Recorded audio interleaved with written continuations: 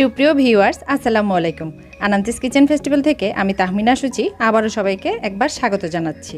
আজকে আমি নিয়ে এসেছি বাতাসা, যেটা কিনা চিনি এই একটি মাত্র বেসিক উপকরণে তৈরি। ছোটবেলায় আমরা হয়তো অনেকেই দেখেছি এবং খেয়েছি। আজকাল এই বাতাসা তেমন চোখে পড়ে না, তবে এটা যে কত সহজে বাসায় তৈরি করা যায় তাই শেয়ার করছি। বাতাসা তৈরির প্রিপারেশনে প্রথমে আমি একটি পাত্রে 1 কাপ চিনি দিয়ে দিয়েছি, সাথে দিচ্ছি 1/3 কাপ পানি। পানিটা দিলে চিনি গলে যাবে, এতে চিনিটা ক্যারামেলাইজড হবে না। চিনিটা ক্যারামেল হলে বাতাসা লালচে দেখাবে। চিনিটা গলে আস্তে আস্তে এরকম বুদবুদ আসতে থাকবে।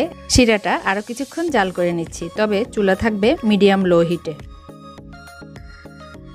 জাল হতে হতে শিরাটা পারফেক্ট হয়েছে কিনা তা চেক করার জন্য এ পর্যায়ে আমি এভাবে 2 আঙ্গুলের মাঝখানে এভাবে শিরাটা একটু নিয়ে চেক করে দেখছি। এতে যদি মোটা তারের সৃষ্টি হয় এবং জমতে শুরু করে তাহলে বুঝতে হবে শিরাটা হয়ে গিয়েছে। তবে শিরাটা গরম, তাই সাবধানতা অবলম্বন করতে হবে। আর এ পর্যায়ে শিরাটা খুব দ্রুত জমে যায়, তাই যতটা সম্ভব তাড়াতাড়ি এটা এভাবে বসাতে হবে এবং শিরাটা আঠালো হতে থাকবে।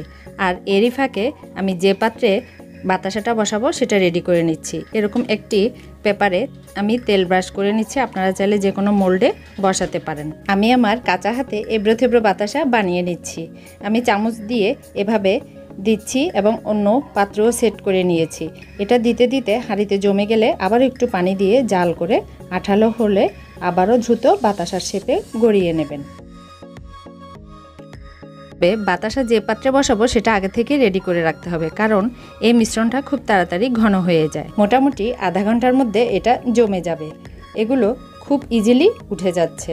দেখলেন তো কত সহজে বাতাসাগুলো তৈরি হয়ে গেল, তাও মাত্র একটি উপকরণ চিনি, যেটা কিনা সবার বাসায়ই থাকে।